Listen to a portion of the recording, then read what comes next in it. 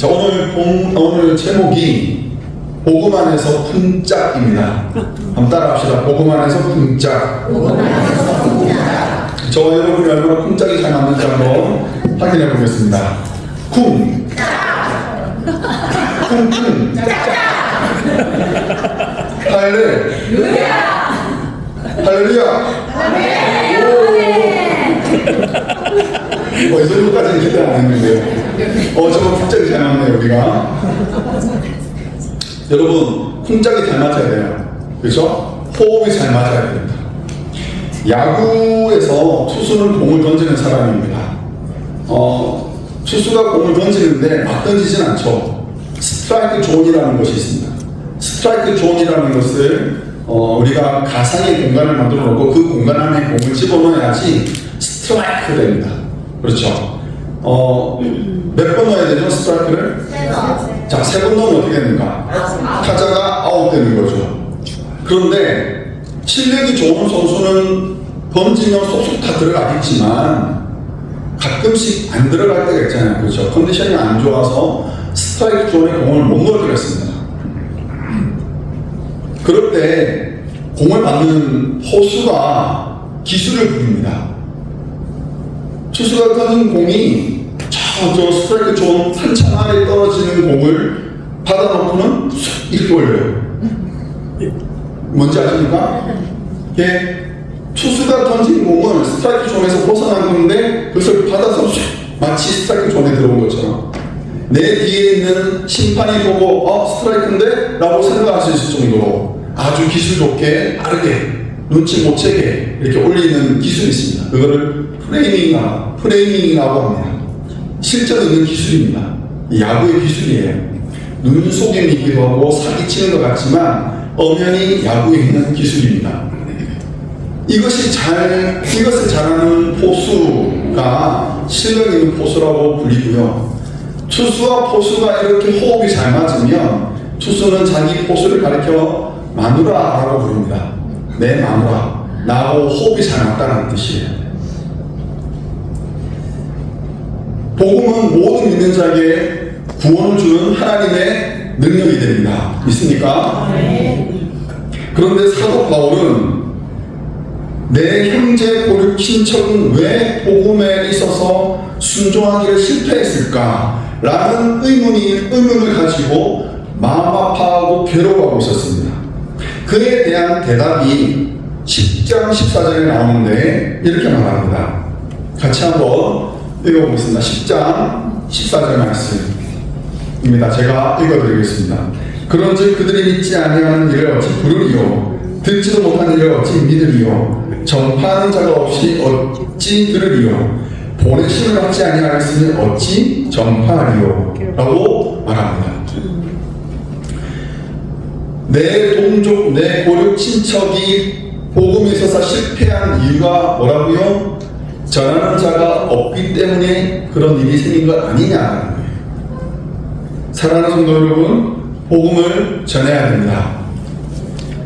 하나님은 이스라엘을 선택하셨습니다. 선택하신 이유는 복을 전하라고 선택하신 거예요. 창세기 12장 말씀인데, 창세기 12장 말씀 제가 읽어드리겠습니다. 내가 너를 큰 민족으로 만들고 내게 복을 주어 내 이름을 크게 할 것이니 내가 복의 근원이 될 것이다. 너를 축복하는 사람에게는 내가 복을 주고 너를 저주하는 사람에게는 내가 저주하리니 땅의 모든 족속이 너로 인해 복을 받을 것이다. 아멘. 하나님께서 이스라엘 백성들에게 복을 주신 이유가 뭐라고요? 땅의 모든 족속에게 복을 주기 위해서. 이스라엘이 복의 근원이 되게 하신 것도 무엇 때문이라고요? 땅의 모든 족속이 복을 받게 하기 위해서. 그런데 이스라엘 백성들은 어떻게 했습니까? 그 복을 받은 이후에, 복을 맛본 이후에 입을 싹 닦아버렸어요. 자기만 먹고 그 복을 다른데 흘려보내주기를 희생한 거예요. 흘러가야 할 복을 자기 배에만 채운 겁니다. 이것을 복의 횡령이라고 부릅니다. 흘러가야 하는 것을 막아버린 겁니다. 하늘로 올라가시기 전에 예수님께서 이렇게 말씀하셨습니다. 오직 성령이 너희에게 임하시면 너희가 권능을 받고 예루살렘과 온 유대와 사마리아와 땅끝까지 이르러 내 증인이 되리라. 성령을 우리에게 보내신 이유는요, 땅끝까지 이르러 예수의 증인이 되라고 우리에게 성령을 주신 것입니다. 우리가 권능을 받은 것은 무엇 때문입니까? 예수의 증인이 되라고 우리에게 권능을 주신 것입니다. 만약에 성령을 경험하고 은혜를 입었음에도 불구하고 복음을 전하지 않는다면 우리도 마찬가지로, 이스라엘과 마찬가지로 횡령하는 거예요. 하나님께서 주신 복을 우리가 삼키는 것이요, 받은 복은 흘려보내야 됩니다. 우리는 복음을 받은 자들입니다. 그렇다면 그 복음을 흘려보내주어야죠. 제자들은 그 사명에 충성했습니다. 그들이 머물고 있던 예루살렘 지역에 먼저 복음을 흘려보냈고 그 지역을 복음으로 흥건하게 했습니다. 그리고는 그 복음이 유대와 사마리아 지역으로 흘려보냈습니다. 그리고 당대 세상의 중심이라고 말할 수 있는 로마에까지 복음을 전파했습니다. 그리고 지금은 온 세상이 마치 물이 바다에 덮인 같이 복음으로 말미암아 세상에 다 전달되도록 하게 했습니다. 우리도 복음을 전해야 되죠. 아멘. 사랑하는 성도 여러분, 복음을 전하십니까? 네. 복음을 전해야 됩니다. 어떻게 전해야 될까요? 오늘 우리 교회 처음 오신 분도 있어서 말씀드리기가 좀 죄송한데 무슨 말씀을 듣고 오셨는지 모르겠지만 이런 말을 하는 경우도 있습니다. 좀 부적절한 표현입니다. 남편 꼬셔와라, 누구 꼬셔와라 하는 말들을 간혹 하곤 합니다. 무슨 뜻이에요? 좀 다른 표현으로 하면 복음을 전하라는 거죠. 전도하라는 겁니다. 근데 그거를 그렇게 표현을 잘 하지 않고 꼬신대요, 자꾸. 근데 이 표현이 적합하지가 않습니다. 여러분, 복음이 누구를 속이는 것은 아니잖아요. 그렇죠? 그럴듯하게 포장하는 것이 아니잖아요. 사랑하는 성도 여러분, 복음을 전하시기 바랍니다. 복음을 전할 때 얼굴로 전하셔야 됩니다. 얼굴로 전하셔야 됩니다. 여러분들의 표정으로 전하셔야 됩니다. 시편 67편 말씀인데요. 시편 67편 말씀 같이 한번 읽어보겠습니다. 하나님은 우리에게 은혜를 베푸사 복을 주시고 그의 얼굴 빛을 우리에게 비추사 주의 도를 땅 위에 주의 도를 모든 나라에 알리소서. 아멘. 자, 하나님께서 당신의 얼굴을 누구에게 비췄다고요? 우리에게. 자, 그 얼굴에 빛이 받으신 분 손들어 보십시오. 예, 감사합니다. 손 들어주십시오. 자, 하나님의 얼굴에 빛이 받은 사람들입니다. 우리 성도는. 그렇습니까? 네. 그럼 우리 얼굴은 어떻게 돼야 됩니까? 빛이 나야지요. 환해야지요. 환해야지요. 아까 전에 우리 찬양대에서 찬양 드리는데 아주 재미있는 현상을 발견했습니다. 찬양을 드리는데 얼마나 흥겨운 찬양을 드리는데 우리 여성도 분들은 이렇게 어깨도 흔들면서, 그렇죠? 고개도 탁탁 떨리면서 이렇게 찬양을 하더라고요. 남자분들, 와, 그렇게 걸어갈 수도 없었어요.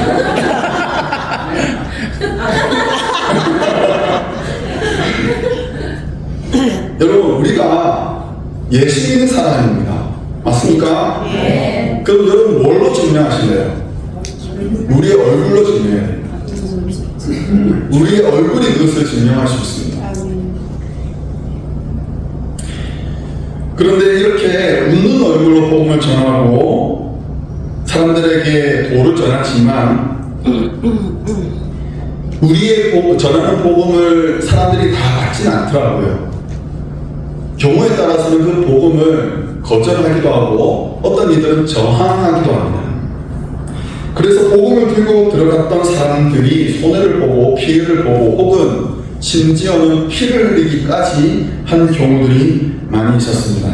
그런데 복음은 그렇게 흘러갔었습니다. 예루살렘에서는 스데반 집사가 자기의 피를 흘렸죠.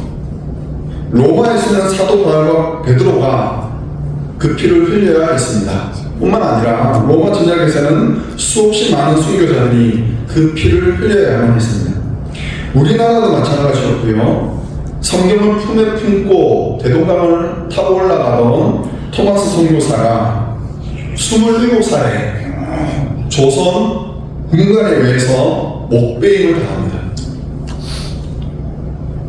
꼭 이렇게 비효율적이고 무식한 방법으로 복음을 전해야 할까? 그런데 여러분, 예수님께서 그렇게 복음을 전하셨어요.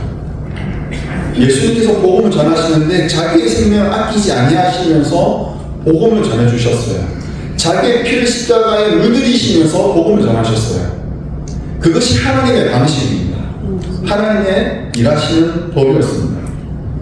예수님께서 제자들에게 자신의 희생과 죽음을 먼저 가르쳐 주시면서 이렇게 말씀을 하십니다.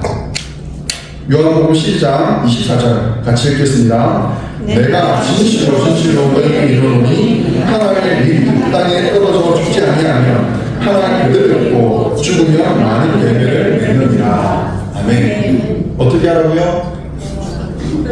땅에 죽지 아니요 떨어져서 죽으라. 죽어야 된대요. 땅에 떨어져서 죽어야지 열매가 맺힌대요. 초대 교회의 중요한 인물이었던 터툴리안이 이런 말을 합니다. 순교자의 피는 교회의 씨앗이다. 요한계시록에서는 예수님의 증거로 말미암아 예수를 증거하는 그 증거로 말미암아 죽임 당했던 순교자들이 하나님께 피 맺힌 탄원을 합니다. 거룩하고 참되신 대주제여 땅에 거하는 자들을 심판하여 우리 피를 갚아 주지 아니하시기를 어느 때까지 하시려 하나이까? 허무하게 죽임당한 순교자들인 것 같은데, 무의미하게 쓰러진 인생 같은데, 그들의 영혼이 대주제이신 하나님 앞에서 언제까지 하나님 참으시겠나이까 하고 부르짖으며 하나님께 탄원한다는 것입니다. 하나님께서 이 기도를 들으시지요. 그리고 하나님께서 일을 하십니다. 토마스 선교사가 27살에 목베임 당하고 죽임 당했습니다만 그가 죽기 전에 던져주었던 성경책, 그 성경책을 집으로 가져왔던 박영식은요, 그 성경책을 뜯어서 벽지로 사용해서 자기 집을 단장했습니다. 그 박영식의 집을 구입하여서 여관으로 사용하던 최치량은 자기 집에 여행으로 방문했던 마펫 선교사로 말미암아 예수님께로 작정하고 구원받았습니다. 그리고 나서 나중에 이 여관은 교회로 사용되었고요, 넓다리 교회로 불립니다. 그리고 넓다리 교회는 크게 성장하여서 건물을 짓게 되고 나중에 장대현 교회라고 이름을 바꾸게 됩니다. 그리고 이 교회는 1907년 평양에서 대부흥이 일어났을 때 그 부흥이 일어난 현장으로 쓰임받게 되지요. 기생의 도시 평양을 동방의 예루살렘으로 바꾸었고 길선주 목사님과 같은 믿음의 거장들을 배출한 교회가 되었고 오늘날 많은 한국교회의 근간이 되었죠. 합정동 양화진에 있는 외국인 선교사 묘원에 있는 묘비들을 제가 몇 개 가져왔습니다. 그들은 이런 마음으로 복음을 전했습니다. 나는 웨스트민스터 성당에 묻히기보다 한국 땅에 묻히기를 원하노라. 내가 조선인의 가슴에 청진기를 댈 때 언제나 나의 청진기도 그들의 심장 소리와 함께 두근거렸다. 나는 아직도 조선을 사랑한다. 만일 내게 천의 생명이 주어진다 해도 그 모두를 한국에 바치리라. 내가 조선에서 헌신하였으니 죽어도 조선에서 죽는 것이 마땅하다. 자기의 생명을 아끼지 않고 이방인인 조선인을 사랑하여서 하늘의 미라처럼 자기의 청춘과 생명을 기꺼이 내어준 선교사들과 자기 피를 흘려서 그 땅을 복음으로 물들였던 수많은 순교자들의 희생이 밑거름이 되어서 오늘날 한국교회가 설계되었습니다. 전하는 이가 없었으면 어떻게 그 복음이 생명을 키울 수 있었겠습니까? 하나님은 복음을 전하는 자들의 발을 아름답다라고 말씀하셨습니다.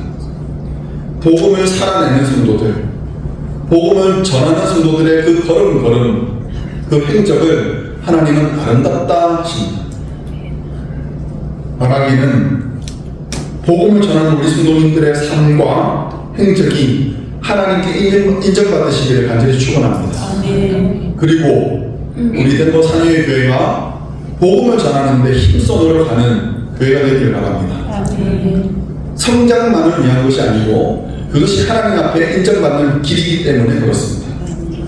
기회만 있으면 복음 전합시다. 어떻게요? 얼굴로요. 변화된 얼굴로요. 은혜 충만한 얼굴로요. 하나님께 감사한 그 얼굴로요. 그 얼굴로 우리 주변에 있는 많은 사람들에게 복음을 전하시기 바랍니다. 그러다가 모욕당할 수도 있습니다. 그러다가 손해볼 수 있습니다. 여러분, 그때 감사합시다. 그때 기뻐합시다. 천국에서 우리를 위한 상적이 분명 크게 준비되어 있을 것입니다. 그 사실을 믿고 믿음으로 복음을 증거하며 하나님께 영광 돌리는 모든 성도 되시기를 주의 이름으로 축원합니다. 복음의 결실을 맺기 위한 두 번째는 복음을 듣는 것입니다. 복음을 들어야 합니다. 17절 말씀 같이 읽어보겠습니다. 17절입니다. 그러므로 믿음은 들음에서 나며 들음은 그리스도의 말씀으로 말미암았느니라. 아멘. 즉 복음의 결실은요, 복음을 헌신하며 복음을 증거하는 자의 발걸음과 더불어 복음을 마음으로 깊이 순종하며 듣는 사람들의 합작품으로 말미암아 드러나는 것이 복음의 열매입니다. 바울은 순종하지 않는 유대인들을 이렇게 고발했습니다. 이스라엘에 대하여 이르되 순종하지 아니하고 거슬러 말하는 백성에게 내가 종일 내 손을 벌려놓으라 하였느니라. 이 말씀을 하시는 이는 화자는 하나님이세요. 하나님께서 이스라엘 백성들에게 손을 벌렸대요. 하나님은 이스라엘 백성들에게 복음을 전하기 위해서, 그들을 축복하기 위해서, 그리고 그들을 통해서 세상을 복되게 하기 위해서 정말 최선의 노력을 다하셨습니다. 다 하셨습니다. 자신의 마지막까지 다 하셨습니다. 자기의 사랑하는 아들 예수를 십자가에 버리시기까지. 하나님은 자신의 최선을 다하여 복음을 전해주셨습니다. 수없이 많은 선지자들을, 그리고 하나님의 사자들을 보내셨습니다. 그럼에도 불구하고 유대인들은 하나님의 아들이신 예수님을 붙잡아 십자가에 매달아 버렸지요. 그들에게 내미신 하나님의 손을 민망하게 한 것입니다. 그러면 왜 유대인들은 복음의 열매를 맺는 것에, 복음을 듣는 것에 실패한 것일까? 여러 가지를 말할 수 있습니다만 오늘은 한 가지만 말씀을 드리겠습니다. 그들은 예수님의 은혜보다 자기의 의가 더 소중했기 때문에 그렇습니다. 10장 3절 말씀에 이렇게 말씀합니다. 하나님의 의를 모르고 자기의 의를 세우려고 힘써 하나님의 의에 복종하지 아니하였느니라. 신앙생활을 우리는 열심히 합니다. 정말 열심히 합니다. 기도도 열심히 하고 성경도 열심히 읽고 열심히 교회 봉사도 합니다만 이것이 자기의 의가 되어서 나의 의를 증명하는 그런 도구에 불과하다면 그 열심은 잘못된 것이겠죠. 매우 종교적으로 보이고 열심히 하는 것 같지만 자기를 위한 성을 쌓고 자기 이름을 위한 바벨탑을 쌓는 것과 다를 바가 없습니다. 나는 아닌 것 같습니까? 나는 안 그런 것 같습니까? 간단한 질문으로 스스로를 점검할 수가 있습니다. 한번 여러분들이 스스로 헤아려 보시면 좋겠습니다. 열심히 일했는데 인정받지 못하고 그래서 빈정상한 적이 있습니까? 다른 사람이 인정받으면 속이 조금 뒤틀립니까? 누군가 나를 비난하는 소리를 들으면 발끈합니까? 이렇게 적막하면 남 이야기가 아니라는 거죠. 뭐 저들 안 그러겠습니까? 이런 사람의 특징은요, 일은 잘해요. 그런데 인격의 성숙은 아직 덜 된 거죠. 예수 그리스도에게 집중해야 되는데 시종일관 자기 자신만 바라보고 있는 거예요. 이런 사람은요, 교만이 하늘을 찌르거나 반대로 자존감이 바닥을 칩니다. 사도 바울은 이렇게 말합니다. 고린도후서 4장 7절 말씀을 같이 한번 읽어보겠습니다. 우리가 이 보배를 들그릇에 가졌으니 이는 신의 그 능력은 하나님께 있고 우리에게 있지 아니함을 알게 하려 합니다. 사랑하는 성도 여러분, 우리 인생은요 질그릇입니다. 보잘것 없습니다. 뭐 한 소리만 하면 금 가는 것이 우리 인생 아닙니까? 아지직 하고 금 가는 것이 연약한 우리 육체 아니겠습니까?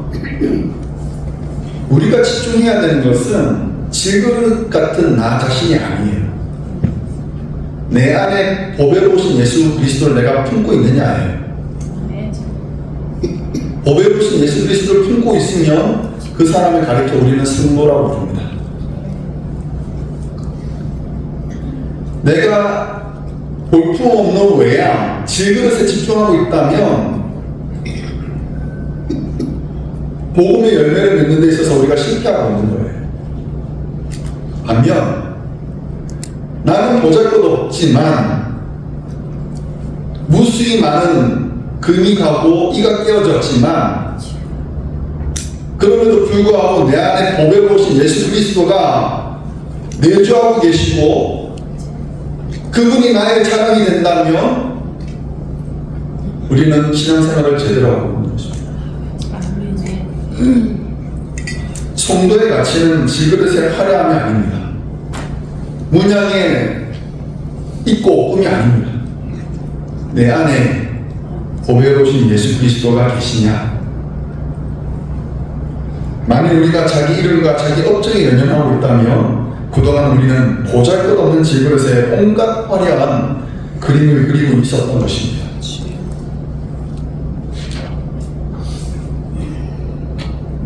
신앙생활에 있어서 열심은 참 소중한 덕목입니다.